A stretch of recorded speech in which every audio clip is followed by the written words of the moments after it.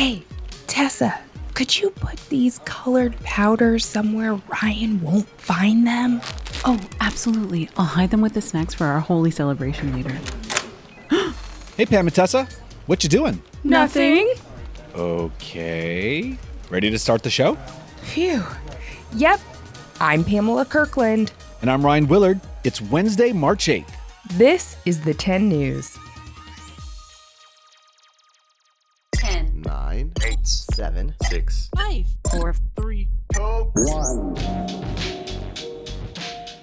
It feels like we should be celebrating something today. I want to throw things and dance and scream with joy. The Hindu festival of Holi starts on March 8th. Holi is the spring festival of colors that started in India and is celebrated around the globe. Wait, isn't that the festival where we get to throw colored powder on each other? Is that what you and Tessa were doing earlier? Are we going to throw color? Hold that thought, Ryan. I think we should talk to Aruna about what we're going to celebrate. Aruna! Can you come in here for a minute? Yes, Pamela? We want to know more about Holi. I'm ready to shake what my mama gave me. What is happening? Could you fill us in? Yep. Holi is a spring holiday that commemorates the triumph of good over evil, the importance of love, and the significance of play in our lives. There are different origin stories for this holiday. In one version, an evil king wanted everyone to worship him as a god, but his son, the prince, remained a devoted follower of the Hindu god Lord Vishnu. The king plotted with his sister Holika, who had a special power. She was immune to fire. Holika tricked the prince into sitting on a pile of wood with her, but when the fire was lit, Lord Vishnu came and saved the prince, but took away Holika's powers, so she burned instead. Then Lord Vishnu transformed into a half-man, half-lion and killed the evil king. This is why Hindus light bonfires the night before Holi. Another version is about the mischievous Hindu god Lord Krishna. He fell in love with a beautiful human milkmaid named Radha. Lord Krishna was embarrassed because his skin was blue. His mother told him he was silly for worrying and he should just color Radha's skin too. The next time Lord Krishna played and danced with the milkmaids, he threw color on Radha. The other milkmaids thought it was a fun game and they threw colors and water on each other too. For Holi, people forget about social rank and age just to have fun. They throw colored powder and water on each other. The colors have meanings too. Blue for Lord Krishna, green for renewal, and red for love. It's very messy. After everyone cleans up, you put on clean new clothes and have a meal with lots of sweets, then visit your family and friends. In West Bengal, where my dad's family is from, they celebrate the holiday Dol Purnima, which is very similar to Holi and usually celebrated on the same day. There are parades with statues of Lord Krishna and Radha. People throw colors, blow conch shells, light bonfires, and eat sweets. My sister and I like to eat Indian sweets that our Takuma makes for us. She is Bengali and Bengalis are famous for their desserts in India. I love to eat rasmalai, which are spongy dumplings in a sweet cream sauce with saffron and cardamom, and laddus, which are sweet balls made of chickpea flour and cooked in ghee or clarified butter. She also makes us special drinks, like lassi or a yogurt drink. My favorite flavor is mango lassi. Holi is a lot of fun. The Hindu community in my town hosts a big party in a local park. I throw colors on my friends and parents. We all end up covered in color and we laugh a lot. Celebrating Holi reminds me of India, where my grandparents were born and where I still have family. Thanks, Aruna. I love spring festivals. Me too. Now where'd you hide the gulal? It's about to get colorful up in the studio!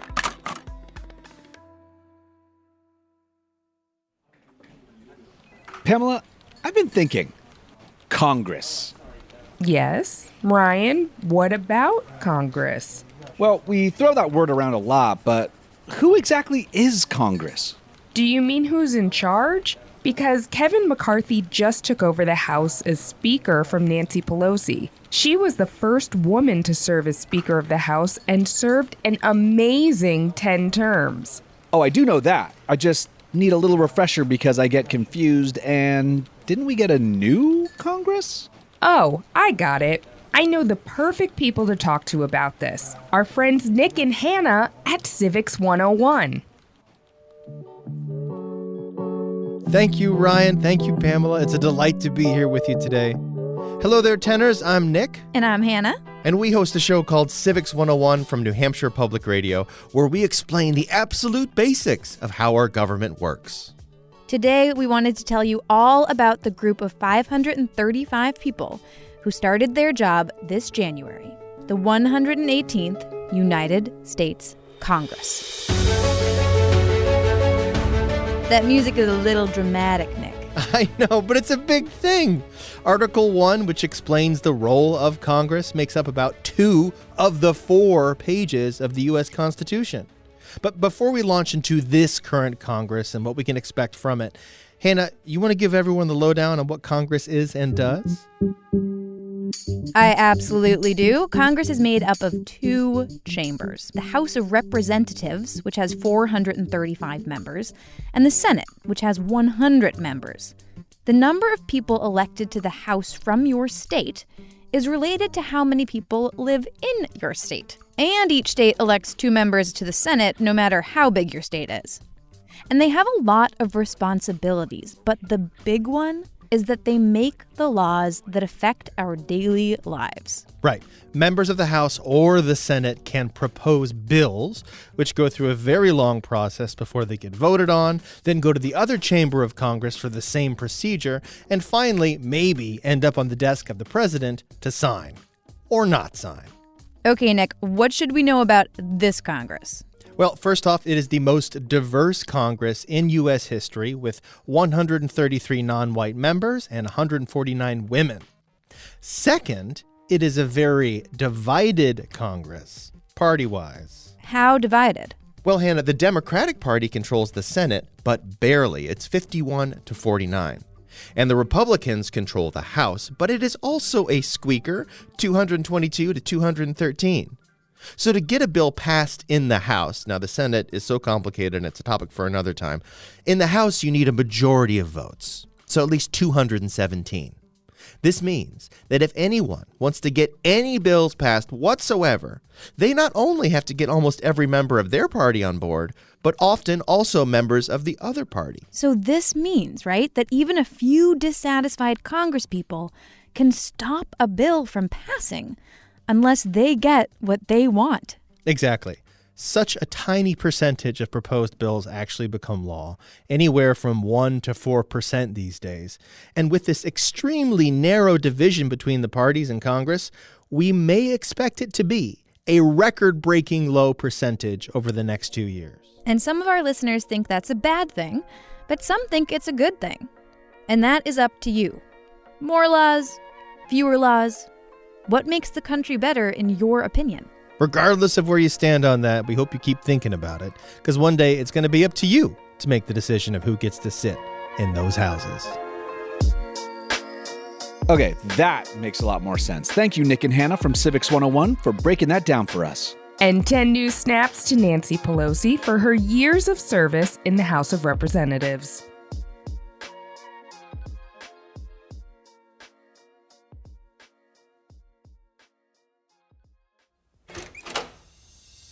Welcome to the trivia room. Thanks, Tessa. I'm excited to be back. That's awesome, Aruna. Hop on up on the trivia throne for today's trivia question. You ready? Yep. What is going on here?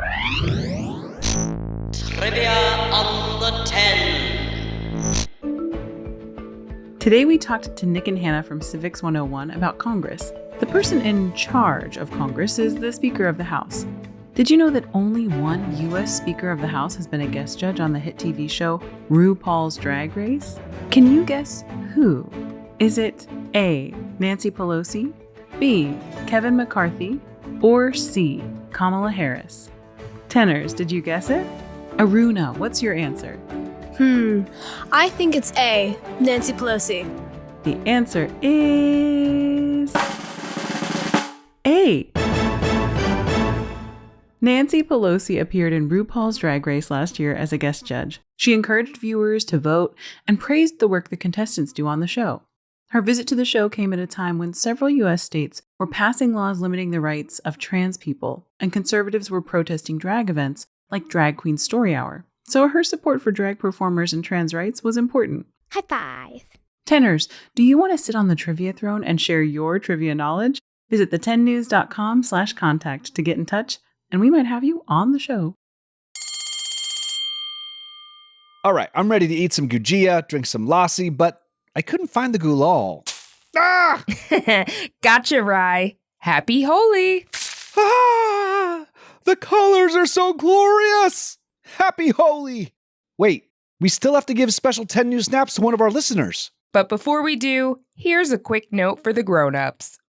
Hello, I'm Mick Sullivan, the host of The Past and the Curious, a history podcast for kids and families. We're excited that in addition to our show, we are able to announce a new book called I See Lincoln's Underpants. It's about the times that underwear and the people wearing them made history. It's a middle grade book, and you'll learn all about Garrett Morgan's heroic pajama rescue, Amelia Bloomer's namesake undies, and the time a group of soldiers saw President Lincoln's homemade underwear, among other things. Published by Heart Ally Press, I See Lincoln's Underpants is available wherever books are sold. More info at thepastandthecurious.com. Time for 10 News snaps. We asked listeners to send us a voicemail about women who inspire them. And tenor Olivia sent us this message. Hello, my name's Olivia. I'm 8 years old. My favorite woman in history is Sally Ride. She's the first American woman to go into space. Thank you. Bye. Thanks, Olivia. Sally Ride is an American hero. And thanks for listening to the 10 News. If you want to leave us a voicemail about a woman who inspires you, call 1-877-TENNEWS. 10 Things You Need to Know drops every Tuesday, and our in-depth reports drop every Wednesday. But if you want some bonus content, you could join the Tenors Club on our website or on Apple Podcasts. The 10 News is a co-production of Small But Mighty Media and Next Chapter Podcasts. The 10 News creative team is celebrating Holi and includes Tracy Crooks, Pete Musto, and Tessa Flannery. Special thanks to our kid correspondent, Aruna, and our friends Nick and Hannah at Civics 101. Our production director is Jeremiah Tittle, and our executive producers are Donald Albright and show creator Tracy Leeds Kaplan. I'm Ryan Willard. And I'm Pamela Kirkland. Thanks for listening to the 10 News. Happy Holi!